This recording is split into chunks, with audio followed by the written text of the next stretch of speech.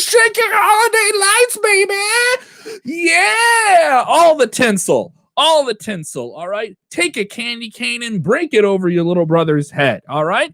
Pick up your grandma, give her a Saito suplex through the Christmas tree, all right? It is a holiday week. I'm wearing an ugly sweater which literally has dazzles coming off of it, all right? Like almost like pretty dandruff.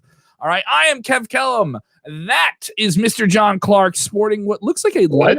John, give me what?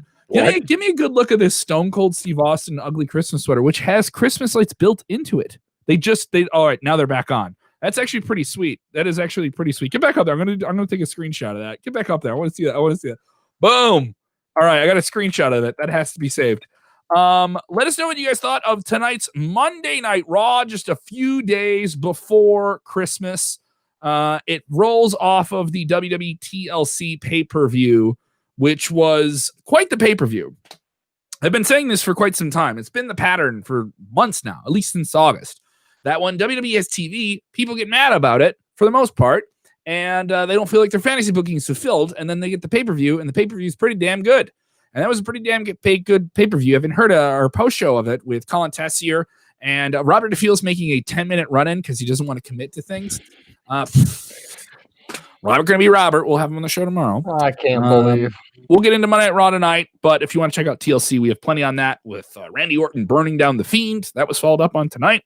Charlotte and Asuka as the new women's tag team champions. That was followed up on. Drew McIntyre, different things with him in the title, and Sheamus, and all the different moving pieces. We'll get into it, but we want to know your rating of Monday Night Raw this week. What did you think? Are they going in that more adult direction we heard about? Are you seeing more compelling things? Or are you not feeling those things? Sound off. Your comments get on screen. No super chats. You ain't paying us for this stuff.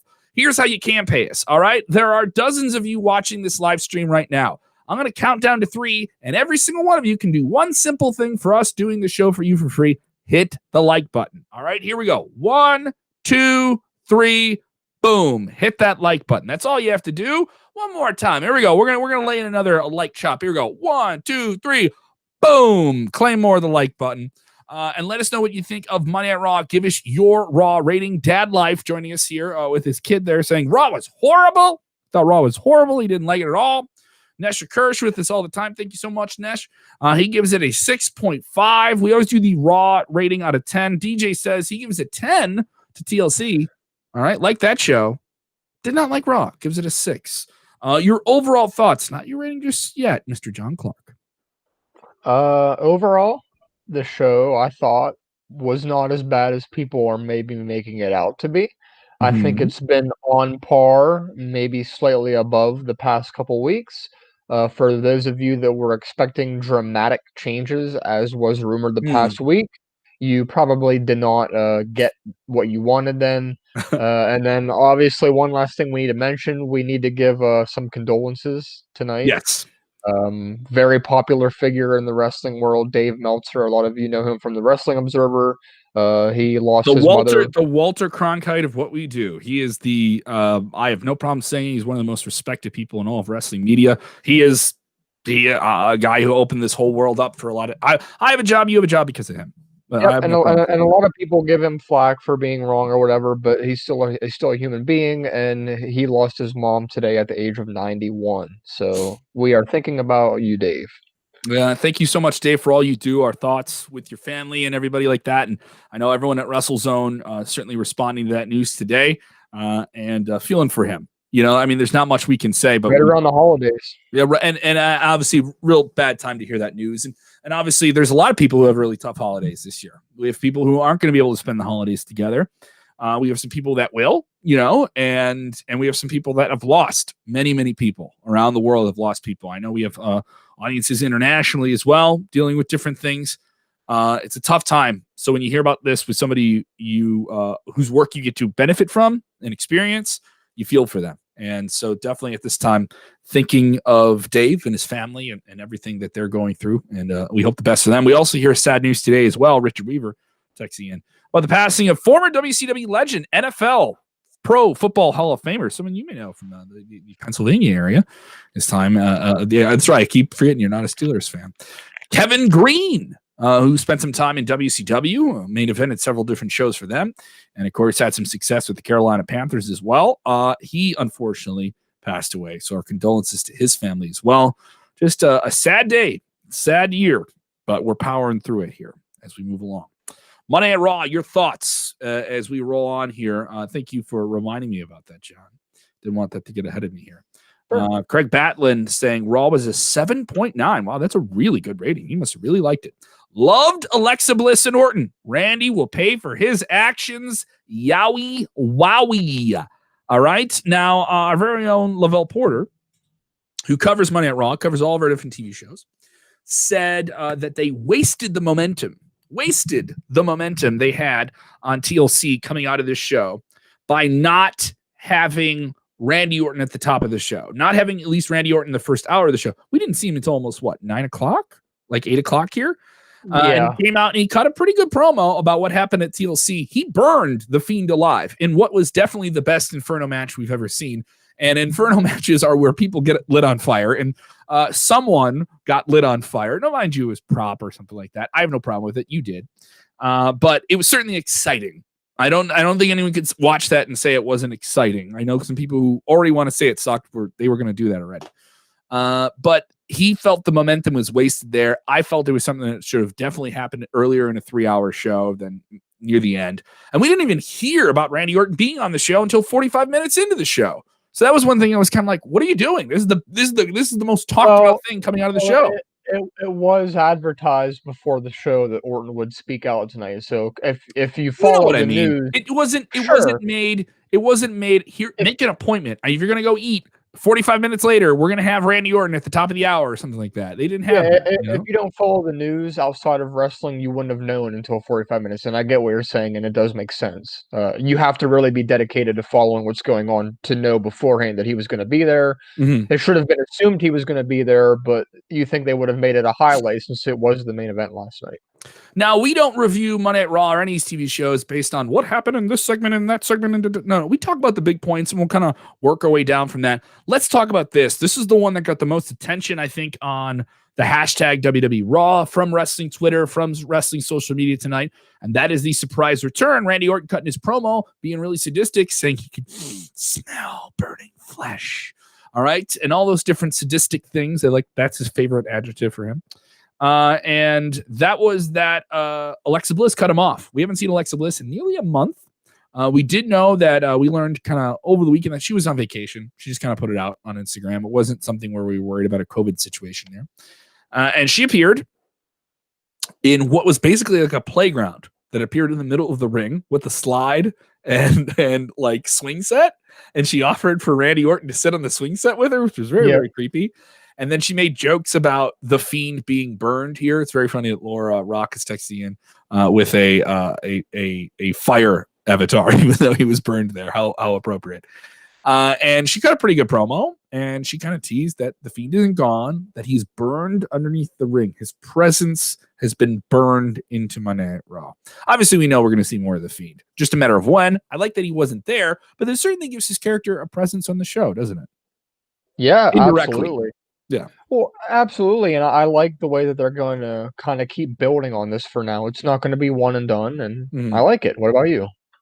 I like it if they give. The thing is, though, is how much you can't do unless you're going to be super physical with little Alexa Bliss and, Savage Me and Randy Orton. I don't know where this goes, and how soon can you have the Fiend come back? I mean, you certainly can't have just Bray come back and say you burned the Fiend. You can't have the Fiend come back for a while, and maybe when he comes back, he can't look the same. He has to be damaged by this. He basically had what happened to Kane was supposed to happen to Kane and kayfabe was supposed to happen to this guy, right? Sure. Yeah. Sure. So I mean, this makes him more than Kane, basically. But I do want to think that Alexa Bliss is able to deliver these dialogue scenes and be compelling and grab people's attention. She has to be one of the most interesting kind of. I mean, she's certainly a wrestler. She's held a title, I like the idea of the Alexa's Playhouse taking over as the Firefly Funhouse for the time being. It keeps it fresh. but it Yeah. keeps it involved as well.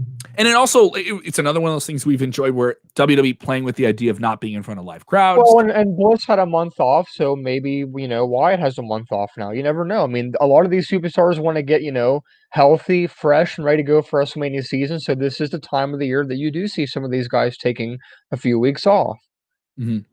DJ saying if USA Network wants more violence on Raw, they should have invested in TLC last night. They did invest in TLC last night. They have WWE Raw on every week. I don't know the exact point there, DJ. And Vernon saying the Fiend will return back as a skeleton. Skeletons can't feel pain. They can only have their bones broken, right? Laura saying I also love Drew. He was stone cold last night. Yeah, we'll talk about Drew McIntyre. He was involved in the big main event, the holiday street fight, which some people liked and some people didn't. Where are things going here with Alexa Bliss? Does she win the title? We have a couple of you see maybe this will propel her to things as an individual star in her own right, back in the title picture with Monday Night Raw. I think, and I know this is kind of early, maybe not. Maybe this is one of those bold statements that I'm making now that I might come at you in 2 months and say, "Hey, who was right?" But I honestly do think that Alexa Bliss is going to win the Women's Royal Rumble, and I do think she's going to go on to probably beat Asuka at WrestleMania. Right now, it seems to be a toss-up between Alexa Bliss and Bianca Belair, and Alexa Bliss just seems, more of a storied veteran with a history involved in a storyline right now. That Royal Rumble, that might be the perfect time to kind of get Wyatt and his WrestleMania feud going so they can kind of get Bliss out of it and do her own thing. Really, her first singles run as this kind of dark character. Right now, she's kind of just been like the, I guess you could call it, assistant or sidekick to Bray Wyatt. She hasn't really had any feature matches as this character. So if that's what they do, I like the direction they're going with Alexa Bliss. If not, if they're going to just kind of have her be like a manager type person, I guess I'm okay with that too. What do you think? I think this could propel her into things as a single star. I would like the idea of Fiend almost being damaged in some way and like getting his powers back and supporting her and like plotting the demise of Randy Orton. Like a real slow burn of the Fiend coming back to power with Bliss kind of nursing him in a twisted nurse way. Come on. They like her in outfits. She certainly enjoys being in outfits. Her being like, the nurse Ratchet who tortures him back to health in some way would be interesting. That's another horror movie element they could play on. There's some things there. But like there's things they played off right now basically that he's in hell. He's in hell and he'll come back when he wants. I mean, you're laying into the supernatural here. New viewers, get on screen with us. Say what you think of Alexa Bliss returning, the Fiend being burned alive. Continue to rant and rave about that with Randy Orton here. James Espanto Fernando says Swerve. Bray comes back as the new lead singer of fun time power pop punk band the Aquabats. I agree. I would like to see that. Favorite Aquabat song, Nerd Alert.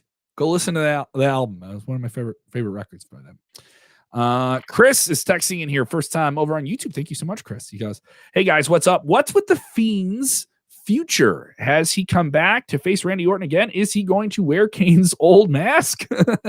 He could at this point. That would make sense. I don't know. I think we see the Fiend before WrestleMania for sure. But I like the idea that he didn't return right away, and this was interesting. And Alexa Bliss coming back while he's gone, it makes complete sense.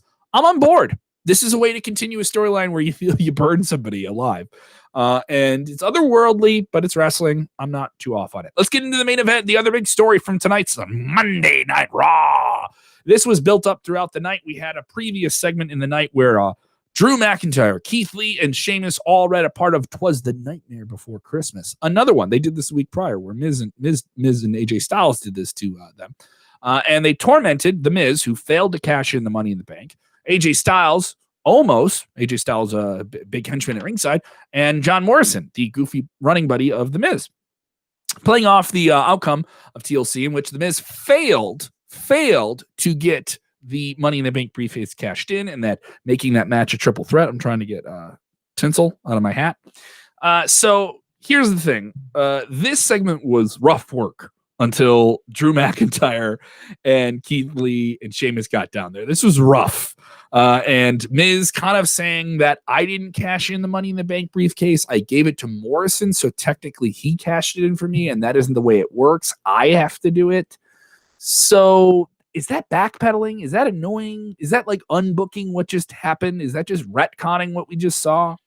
Look, we have no way of knowing for sure if this was planned to be this way or if it's because of the negative reaction. Interestingly enough, I'm not sure if you know about this. You might. There's this thing called the WWE Fan Council. Mm-hmm. When you're on that, which I am, the day after a pay-per-view, they always send out this survey that they want you to take.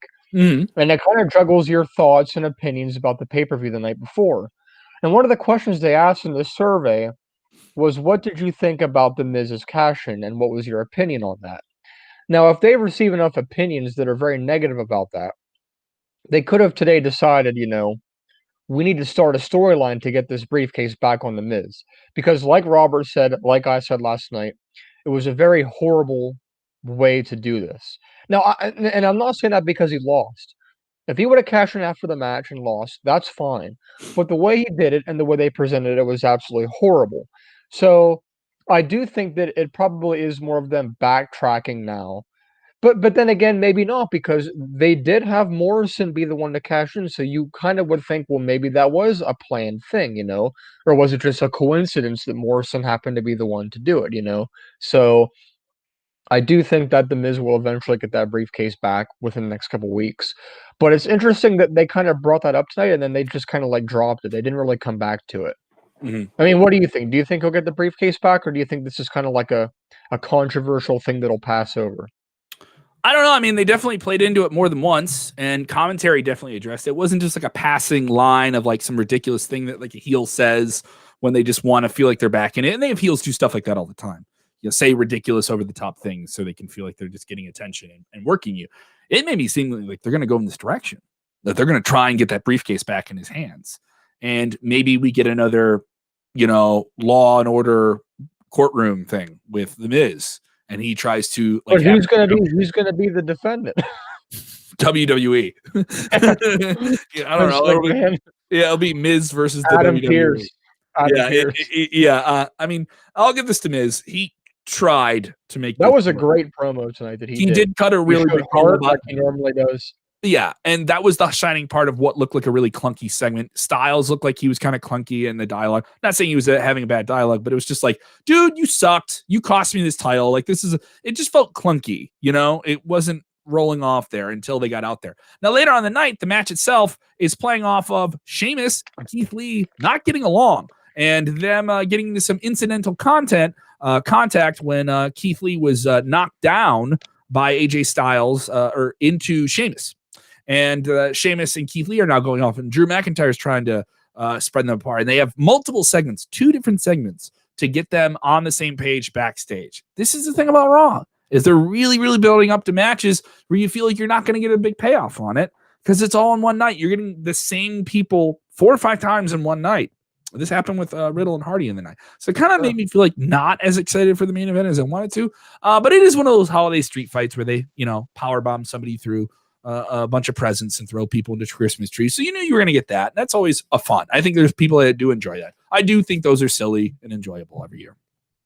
What do you think of the main event? It broke down. It got crazy. Everyone laying their moves onto each other near the end of the match. Some different tension there, but they got back on the same page. You have Keith Lee chopping Sheamus in the chest, saying, "All right, you're going to do that?" And they kept going.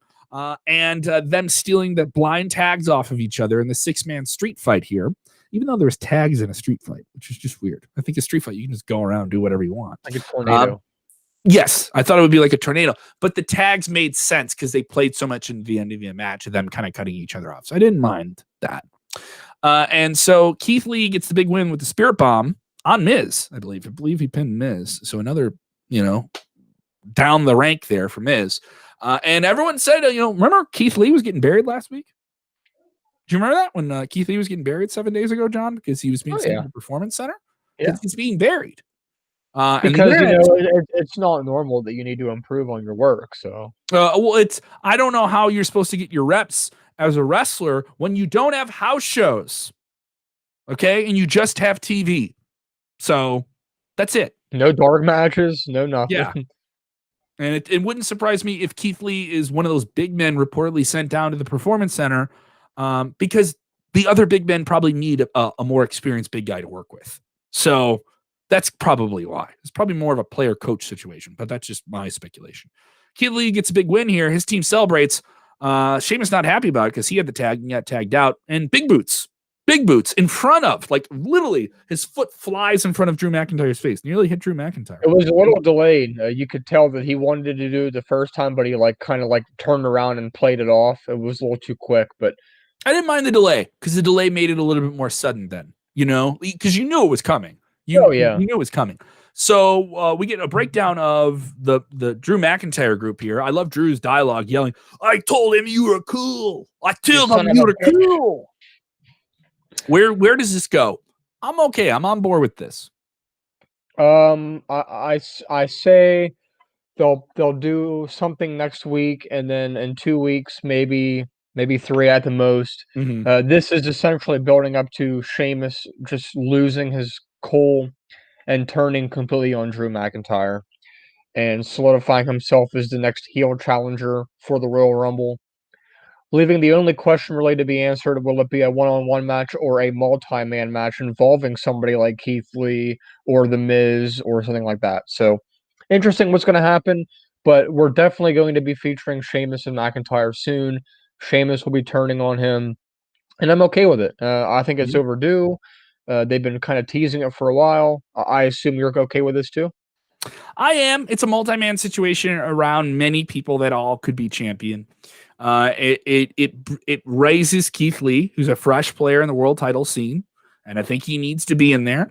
Sheamus hasn't been around the world title in a long, long time. Furthermore, him and Drew McIntyre have a ton of history. They're in WWE because of each other. And there's some real history of that, and they've played on that already with Drew's sword and the kilt and that can be good storytelling. That's the adult content that they might want. And that's the more compelling stuff, and I'm okay with it. So there's something there. I like where it's going. All right, I'm not in love with it. It was a fun match. I like good 6-man matches. There was a period like 2013 to 2016 where WWE was on Raw specifically was doing a lot of really good 6-man matches that played into multiple storylines and had good supporting players. Don't mind me a good 6-man like this. I enjoyed it. It was the best match of the night.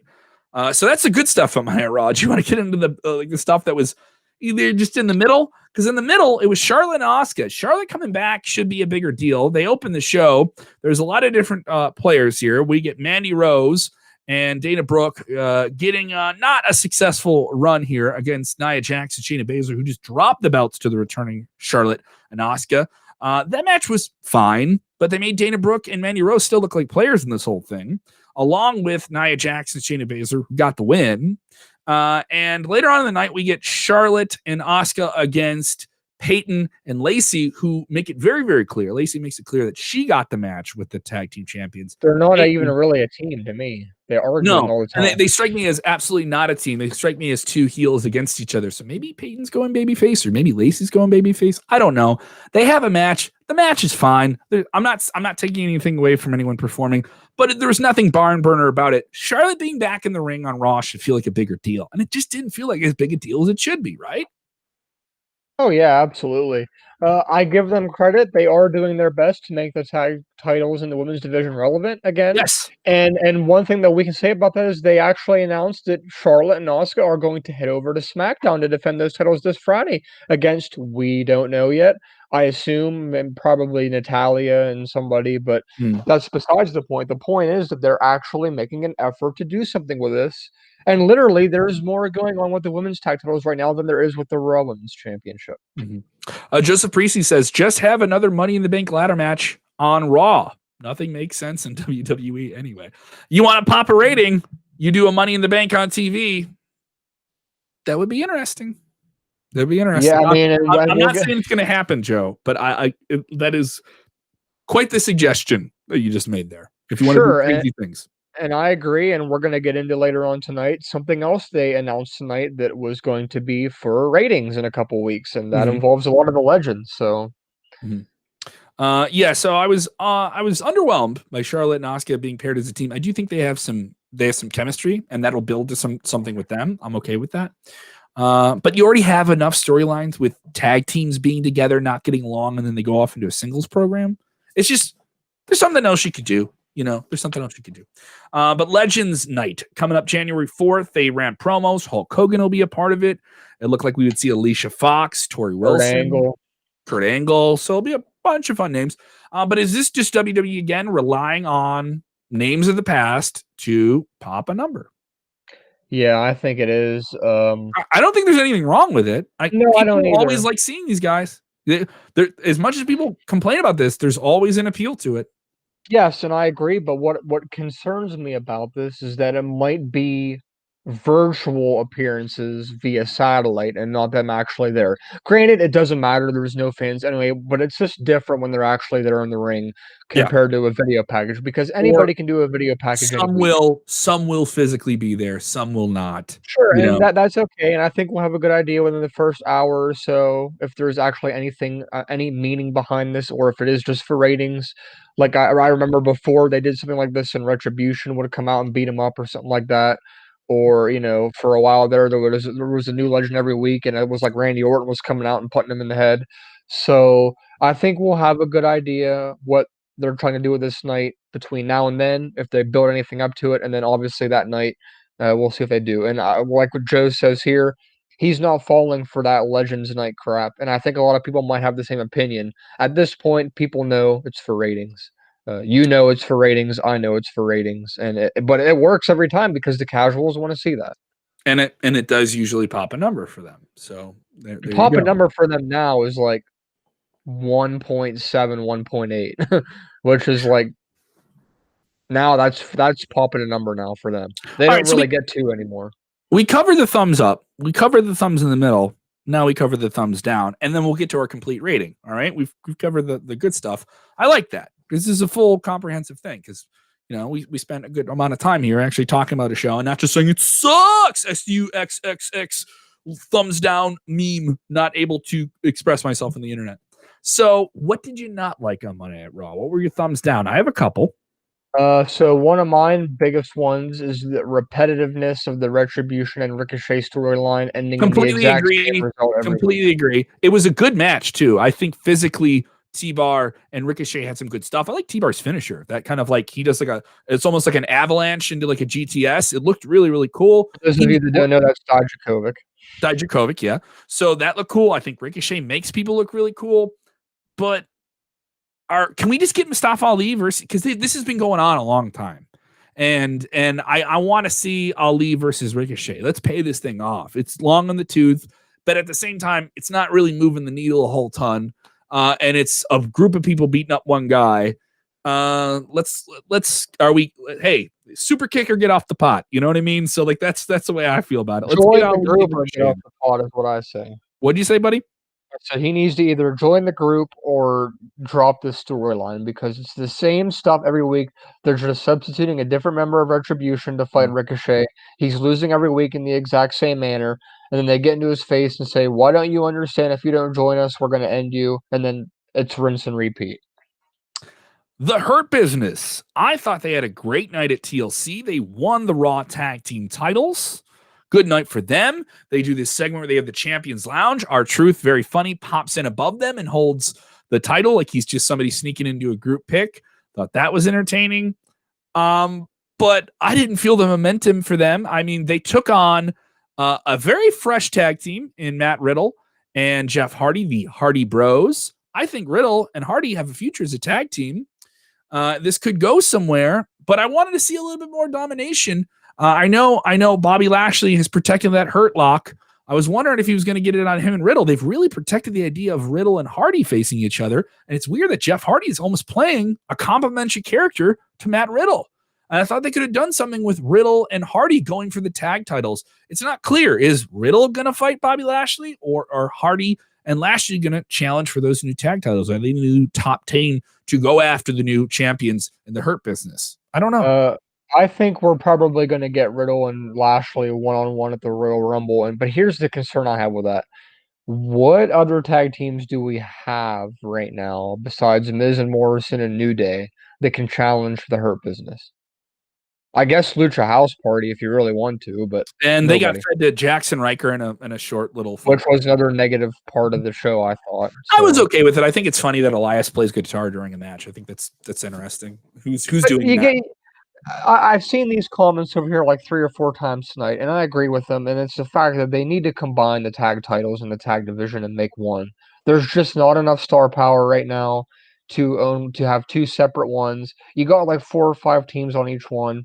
It would be way more interesting with one set of tag, champions and leave it at that, but I just don't see them doing it.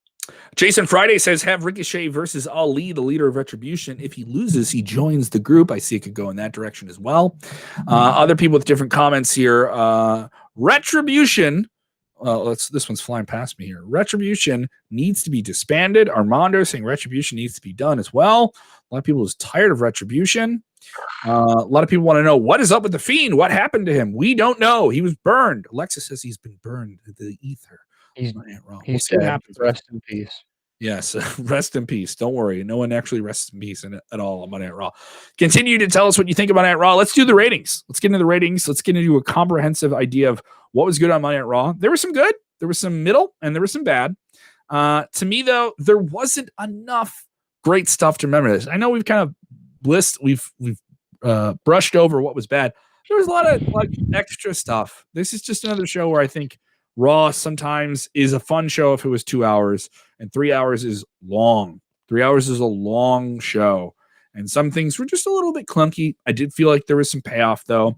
Gonna give Raw a 6.5. Gonna give Raw a 6.5. Right in the middle. Fun show. Go seek out this 6-man match. Go seek out the Alexa Bliss, Randy Orton segment. Those were pretty fun. Fun show. SmackDown looks like it'll be a better show right now, just on paper. I'm going to give the show a 6.75 out of 10. Oh, you had to one-up me? Well, that was my plan the whole time. If you would let me go first, I would have said the same thing. But I thought it was okay. It was pretty good. There was stuff that could have been better, but it wasn't as bad as it could have been. And I think at this point we take what we can get.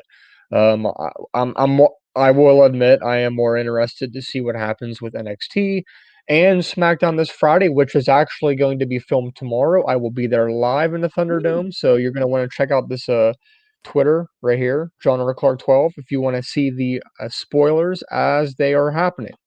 Fresh spoilies, fresh from the dome. So don't be offended if you look and see spoilers, because I told you right now, only go there if you are willing to see the spoilers. We have some people sending in 5, some people giving Raw a 6. So a lot of ratings all over the place here. Some people giving Raw a solid 7. Other people giving it nearly an 8. And definitely people chiming in here. I'll take a couple of questions here about what is going on. I saw a couple of questions about the Royal Rumble. All right, we are about a month, about 6 weeks away from Royal Rumble 2021. Certainly an eventful Royal Rumble that will set up WrestleMania as it does every year. Now, there was some hope that this year's Royal Rumble would feature fans. It does not look like at this time that we will have a Royal Rumble with fans. John Clark, you don't seem too happy about that. I'm very let down, and it's not just for my own personal sake. It's more for this is probably the wrestling event that relies on having fans. It's that those pop moments, and what worries me is that they're going to kind of take it as a laid back approach this year. We're not going to see any of those huge surprises like Edge or anything like that. And I don't know. I don't know if you can do that. I think you need to still provide what people expect from the Royal Rumble of the year. You never know, too. You never know. There's still a small chance maybe they do bring in some people. I mean, you can't be sure until we're closer to the event, but it certainly doesn't look good at this point. And one interesting thing is they did move this show back a week from its original plan, probably because they wanted to, see if there could be fans. In fact, in the survey I got today from the WWE Fan Council, it said the Rumble was January 24th, even though it's not. So they must have, because the promos on TLC and on Raw tonight were for the 31st. 31st. They very recently changed it back a week. They must have originally planned this to be the 24th. Are they trying to get away from like a TV show that night, or they don't want to go up against football? No. They were just delaying it to see if there was any possibility there could be fans. However, this does fall on the week in between the AFC NFC Championship and the Super Bowl. This is that weekend where there's no football. Better so weekend to run. Does make Better sense, weekend but to run. Yeah. I think at this point they've turned their full attention to doing everything they could possibly do to get fans at WrestleMania, which at this point is still in LA, believe it or not. They haven't made anything official yet. We've been reporting about it for a while now that WWE internally feels like most of their business going at least into the third quarter of 2021 will be done in Florida. And we haven't heard any changes about WrestleMania. I mean, this is the beginning of WrestleMania season to some people within the company. To fans, it really starts around the Royal Rumble, to the majority of fans. Internally to us in the media, it starts now because we start to see what the rumors are. We start to see the long-term projection past the Royal Rumble, or at least an idea of where things could land. We start to see marketing partnerships come together. You start to see advertising campaigns announced. And there isn't been a big rollout of a sponsor. Usually around this time, we hear about a big sponsorship with WrestleMania, at least some time between the TLC pay-per-view and early January. We'll find out about that. If we don't know now, we will. So some of those things are inklings of what WWE feels they want to do on a media plan. This is a different media plan. I wonder how many WWE superstars you will see make the talk show circuit around WrestleMania, which is usually their biggest media blast of talent. I wonder, because talk shows are in a very unique position. Some of them have live talent, some of them don't. You know, some of them are pre-taped, completely separate and remotely. So it'll be different. Everything will be different with this year's Royal Rumble. I agree. I don't expect fans at the Royal Rumble. Are you going to be annoyed with the Royal Rumble if you hear the countdown? You know, like when you and I, we wait every 3 minutes and we do the countdown. Fans chanting along with it. They're going to have to. They did it at War Games. Yeah. But the thing is, I don't think it was as annoying at War Games because it was only like 10 times per match. We're going to hear this 30 times in 2 different matches that could go over an hour on one show. I could see people getting really mad about a canned sound effect like that. Or, you know what I would do if I was WWE? I would get one individual fan to do a countdown for every introduction. And literally put the fan on screen. It's just John Clark from Central PA. John Clark, number 2 is coming down to the ring. Count it down for us, and just put a fan on screen. You think it's ridiculous? I think it would actually be cool. Or do something where they take fans in the Thunderdome and they say, "All right, everybody, we're gonna have you. We're gonna tape you guys for this for Royal Rumble on Sunday, and we want you guys to give us a good solid countdown for this," or something like that. I mean, I don't know. Try and make it as organic as you can. I don't hold it against them. It's the situation they're in, you know. We have no inkling of what other matches will be on the Royal Rumble. We know we'll get a men's. We know we get a women's Royal Rumble. We don't know what the title matches will be. There has been some talk of what's going to happen with Roman Reigns at the Royal Rumble. There was a lot of rumors that Daniel Bryan was going to ascend to be the next challenger for him, and Roman Reigns would be able to keep that belt at least into WrestleMania season. Something makes me think that Kevin Owens is still in the mix at the Royal Rumble. Yeah, I definitely can agree with that. And I can't think of anybody else at the moment that they would go with. I mean, the rumor was Daniel Bryan for a long time, but he's kind of not been around. He was on the kickoff match this past Sunday. He's president on Raw. I mean, president on SmackDown, rather. He's not. I mean, people think being on the kickoff match is like the worst thing ever. It's not. It is absolutely not. Millions of people watch those kickoff matches too. Sometimes more people watch a pay-per-view kickoff than they do SmackDown or Raw. So think about that, guys. So don't think that's the worst thing here. People with different comments about the Royal Rumble coming up just about 6 weeks away. We'll be talking about obviously in the weeks to come. Saying they need to bring in some female stars from NXT to light fires in the women's division for SmackDown and Raw. Will NXT have a presence in the Royal Rumble? They didn't have any presence at Survivor Series, John. Yeah, I don't think they're going to for a while. They got their own thing going. There's no need. There's no fans. There's no really excitement with that kind of stuff right now. I don't know. What do you think? I think they want to keep the NXT talent and the Raw and SmackDown talent in separate camps for COVID precautions. I think that's a major reason why you didn't see many of those people interact at Survivor Series, and that limits people being together. And those precautions are serious, and testing is serious, and they test people like crazy. They've done probably tens of thousands of COVID-19 PCR tests, which in their cheapest form cost $150 a pop. So think of the precautions they're going into. Do you want to do that with a whole slew of talent? Do you want new interactions? Do you want new quarantine limits? Do you want all those different things? It's a whole lot. I would do something with NXT. Just throwing this out there, John Clark. They're not on the Royal Rumble, but they get their own Royal Rumble. And you do it on TV. The week of the Royal Rumble, they get their own Royal Rumble, or that Wednesday after. And they do it on TV. They do it on TV head to head with AEW. Their own Royal Rumble. I think that's something you would do. And it would make for some very compelling television. Who's going to come out? Surprises, surprises, surprises. Right?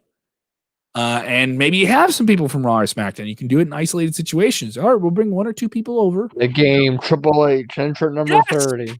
Yes. Shawn Michaels. That's not going to happen. I like your creative thinking. But I would think a NXT Rumble, a Regal Rumble. Come on. Regal Rumble.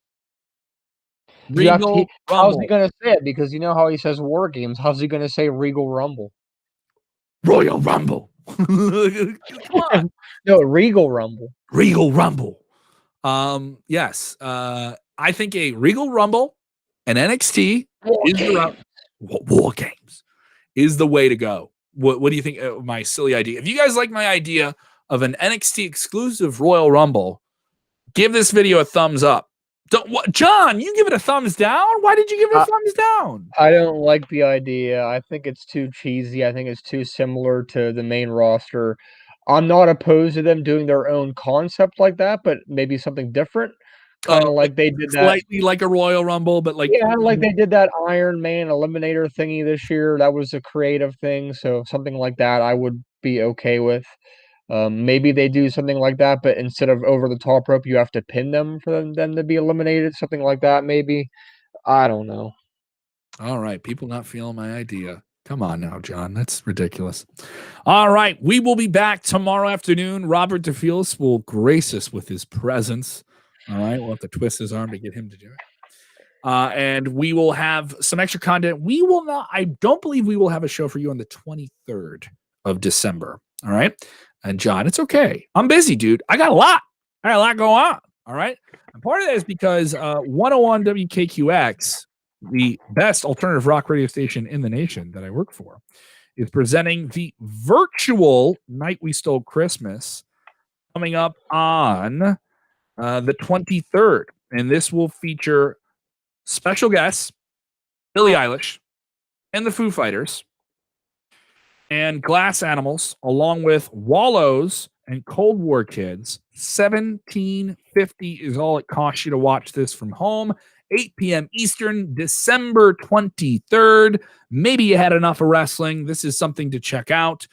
You can do this, and $1 from every ticket will go to volunteermatch.org, a great organization that connects people with charities in their community, something that's really going to help the whole world and the whole free society get back on track as we get the vaccinations and we get going from the pandemic. 101WKQX.com, 101WKQX.com. Go there, get your ticket Wednesday, 8 p.m. Central, 9 p.m. Eastern. Glass Animals, Cold War Kids, Wallows, 3 of the best alternative bands out there, plus Billie Eilish, one of the biggest singers in the world, and sure to be Rock and Roll Hall of Famers, the Foo Fighters, for $17.50. Okay, and you'll be helping out a great cause and helping out 101 WKQX. I appreciate it. I work for them. You guys like me? Go check this thing out. It's gonna be pretty cool. And I'll be on air. By the way, I'll be on air for 101 WKQX the night of the 23rd, 24th, 25th. Need some time away from your family? Stream it anywhere on the iHeartRadio app, and you can give me a follow at Kev Kellum. That's at Kev Kellum. John Clark, you're busy with a whole bunch of different things on WrestleZone, aren't you? Yeah, you can check out my Twitter, John R. Clark 12. Mhm. Special interest, you're gonna want to pay that to tomorrow night if you are interested in spoilers. And if you're busy on Christmas and you won't have time to watch SmackDown, I have you covered. I'll be in the Thunderdome getting live results from Kevin Owens Roman Reigns steel cage match, along with who the mystery partners are between Charlotte and Asuka for their tag team championship match. So. It looks like they're going to be recording a little early, so it's not going to be 8 o'clock. It looks like they're filming it at 6 Eastern tomorrow, so around 6 to 8. So be sure to check out that Twitter if you want to see live results. And more than likely, I can't make this promise, but more than likely, we will also have them posted on WrestleZone after too for those of you that want to go and take a look. Yep. I did see a couple people over there asking if Colin would be doing a post show tomorrow night.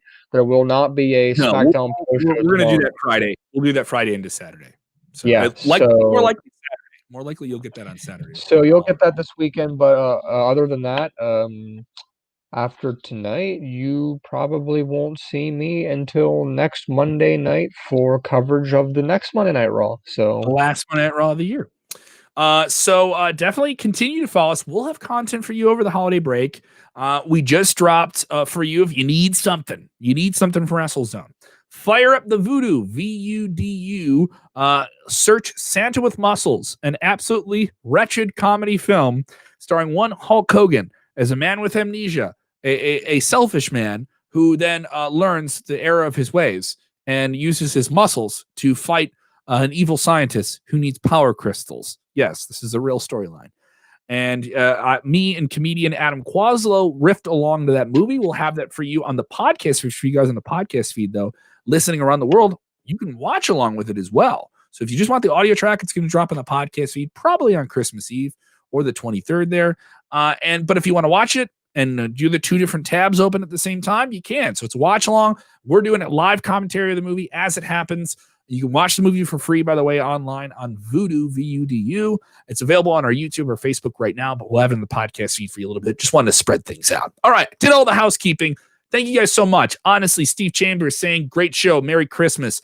Want to say Merry Christmas to Laura, to James, to Title Boxing Club, who's watching the show, to Nesha, to Jimmy, to DJ, to so many people that support the show, Vernon, Jay Feliciano. You hear these names, these people that listen to the show live, to our fans around the world listening in Cyprus, where you made us number 2 for all of 30 minutes on the Apple Sports chart, to people listening in Singapore, Australia, across the UK. Hope Father Christmas is good to you.